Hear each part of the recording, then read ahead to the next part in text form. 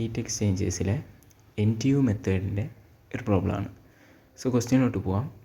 In A counter flow heat exchanger, water at 20 degrees Celsius flowing at the rate of 1200 kg/h is heated by oil of specific heat 2100 Joule/kg Kelvin flowing at the rate of 520 kg/h at inlet temperature of 95 degrees Celsius. Determine first one total heat transfer, second one outlet temperature of water, third one outlet temperature of oil. So അവർ നമ്മളോട് overall heat transfer coefficient 1000 Watt/m² കെൽവിനായിട്ടും heat എക്സ്ചേഞ്ചറിൻ്റെ area 1 m² ആയിട്ടും എടുക്കാൻ പറഞ്ഞിട്ടുണ്ട്. So നമുക്ക് ഇതിൻ്റെ solution എങ്ങനെയാണെന്ന് നോക്കാം. അപ്പോൾ നമുക്ക് സൊല്യൂഷനിലോട്ട് പോവാം. നമുക്ക് ക്വസ്റ്റ്യനിൽ തന്നിരിക്കുന്നത് overall heat transfer coefficient 1000 Watt/m² kelvin എന്നാണ്. Area of the heat exchanger 1 m² എന്നും തന്നിട്ടുണ്ട്. സോ നമുക്ക് കോൾഡ് ഫ്ലൂയിഡിൻ്റെ ഇൻലെറ്റ് ടെമ്പറേച്ചർ, അതായത് വാട്ടറിൻ്റെ ഇൻലെറ്റ് ടെമ്പറേച്ചറായിട്ട് തന്നിരിക്കുന്നത് 20 degrees Celsius ആണ്. സോ നമ്മളതിനെ TC1 = 20 degrees Celsius എന്ന് എടുത്തു. പിന്നെ നമുക്ക് തന്നിരിക്കുന്നത് mass flow rate of the called fluid അല്ലെങ്കിൽ വാട്ടർ. അത് ക്വസ്റ്റ്യനിൽ തന്നിരിക്കുന്നത് 1200 kg/h ആണ്. അതിന് നമ്മൾ kg/s ആക്കാൻ 3600 കൊണ്ട് ഡിവൈഡ് ചെയ്യുന്നു. So we get 0.33 kg/s. Specific heat of water നമുക്കറിയാം 4187 Joule/kg Kelvin. ഇനി നമ്മൾ ഹോട്ട് ഫ്ലൂയിഡായിട്ടുള്ള ഓയിലിൻ്റെ കേസ് എടുക്കുകയാണ്. അപ്പോൾ ഓയിലിൻ്റെ സ്പെസിഫിക് ഹീറ്റ് ക്വസ്റ്റ്യനിൽ തന്നിരിക്കുന്നത് 2100 Joule/kg Kelvin എന്നാണ്. മാസ് ഫ്ലോ റേറ്റ് തന്നിട്ടുള്ളത് 520 kg/h ആണ്. ഇവിടെയും നമ്മളതിനെ kg/s ആക്കുന്നു. So we get 0.14 kg/s. Hot ഫ്ലൂയിഡിൻ്റെ ഇൻലെറ്റ് ടെമ്പറേച്ചർ TH1 ആയിട്ട് എടുക്കുകയാണെങ്കിൽ അത് നമുക്ക് തന്നിരിക്കുന്നത് 95 degrees Celsius. So TH1 = 95 degrees Celsius. അപ്പോൾ നമ്മൾ heat capacity of cold fluid കണ്ടുപിടിക്കുകയാണ്. CC നമുക്കറിയാം. ഹീറ്റ് കപ്പാസിറ്റി എന്ന് പറയുന്നത് specific heat into mass flow rate ആണ്. So CPC into mass flow rate of cold fluid. So we get 1395.66 1395.66 Watt/Kelvin. അതേപോലെ തന്നെ നമ്മൾ ഹോട്ട് ഫ്ലൂയിഡിൻ്റെ കണ്ടുപിടിക്കുകയാണ്. Heat capacity of hot fluid CH = CPH into mass flow rate of hot fluid. So നമുക്ക് കിട്ടുന്നത് 303.3 Watt/Kelvin. ഈ question complete ചെയ്യാൻ നമുക്ക് data ബുക്കിൽ നിന്ന് 3 വാല്യൂസാണ് വേണ്ടത്. സോ ഡേറ്റ ബുക്കിൽ ഹീറ്റ് എക്സ്ചേഞ്ചേഴ്സ് എന്ന പോർഷനിൽ ഹീറ്റ് എക്സ്ചേഞ്ചേഴ്സിൻ്റെ എഫക്റ്റീവ്നെസ് റിലേഷൻസ് എന്ന ഭാഗമാണിത്. സോ അതിൽ നമുക്ക് കൗണ്ടർ ഫ്ലോയിൻ്റെ എഫക്റ്റീവ്നെസ്സിൻ്റെ ഇക്വേഷൻ ആവശ്യമായിട്ടുണ്ട്. അതേപോലെ NTUൻ്റെ ഇക്വേഷൻ വേണം. അതേപോലെ C മിനിമവും C മാക്സിമവും തമ്മിലുള്ള റിലേഷൻ്റെ ഇക്വേഷനും വേണം. സോ ഈ 3 ഇക്വേഷൻസാണ് നമുക്ക് ഡേറ്റ ബുക്കിൽ നിന്ന് ഈ ക്വസ്റ്റ്യൻ കംപ്ലീറ്റ് ചെയ്യാൻ വേണ്ടിയിട്ട് യൂസ് ചെയ്യേണ്ടി വരുന്നത്. അപ്പോൾ നമുക്ക് ബാക്കി സൊല്യൂഷനിലായിട്ട് പോവാം. സോ നമ്മൾ ഹീറ്റ് കപ്പാസിറ്റി ഓഫ് ഹോട്ട് ഫ്ലൂയിഡും കോൾഡ് ഫ്ലൂയിഡും കണ്ടുപിടിച്ചു.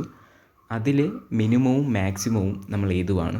Cmin = 303.3 Watt/Kelvin. അതേപോലെ Cmax = 1395.66 Watt/Kelvin. സോ നമ്മൾ നേരത്തെ ഡേറ്റ ബുക്കിൽ കണ്ടു ക്യാപിറ്റൽ C എന്ന് പറയുന്നത് C മിനിമം C മാക്സിമവും തമ്മിലുള്ള റേഷ്യോ ആണ്.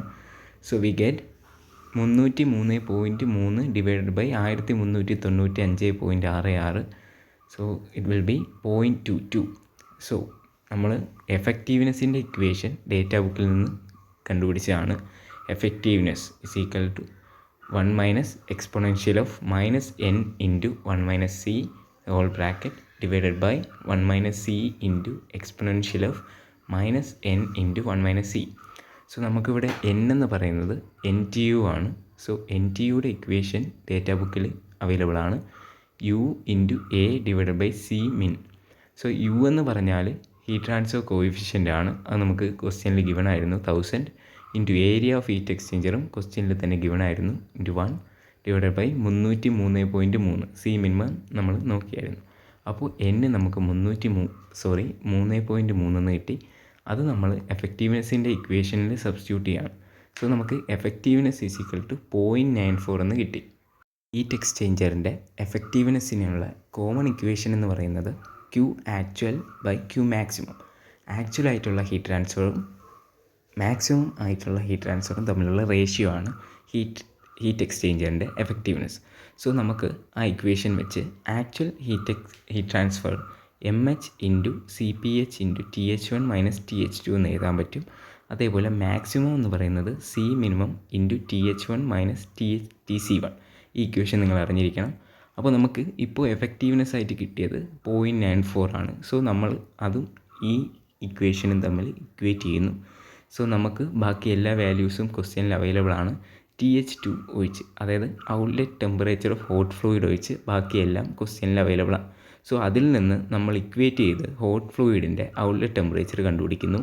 So TH2 is equal to 22.3 degree Celsius. ക്വസ്റ്റ്യനിൽ നമുക്ക് ടോട്ടൽ ഹീറ്റ് ട്രാൻസ്ഫർ റേറ്റ് കണ്ടുപിടിക്കാൻ വേണ്ടിയുണ്ട്. സോ നമ്മൾ Q is equal to MCP delta T ആണെന്നറിയാം. നമ്മളിവിടെ ഹോട്ട് ഫ്ലൂയിഡിൽ നിന്ന് ലോസ്റ്റ് ആയിട്ടുള്ള ഹീറ്റാണ് കണ്ടുപിടിക്കാൻ വേണ്ടി പോകുന്നത്. അപ്പോൾ MCP എന്ന് പറയുന്നതാണ് ഹീറ്റ് കപ്പാസിറ്റി എന്ന് നമുക്കറിയാം. So heat capacity of hot fluid into temperature difference. So CH into TH1 minus TH2. So നമ്മൾ വാല്യൂസ് സബ്സ്റ്റിറ്റ്യൂട്ട് ചെയ്തു.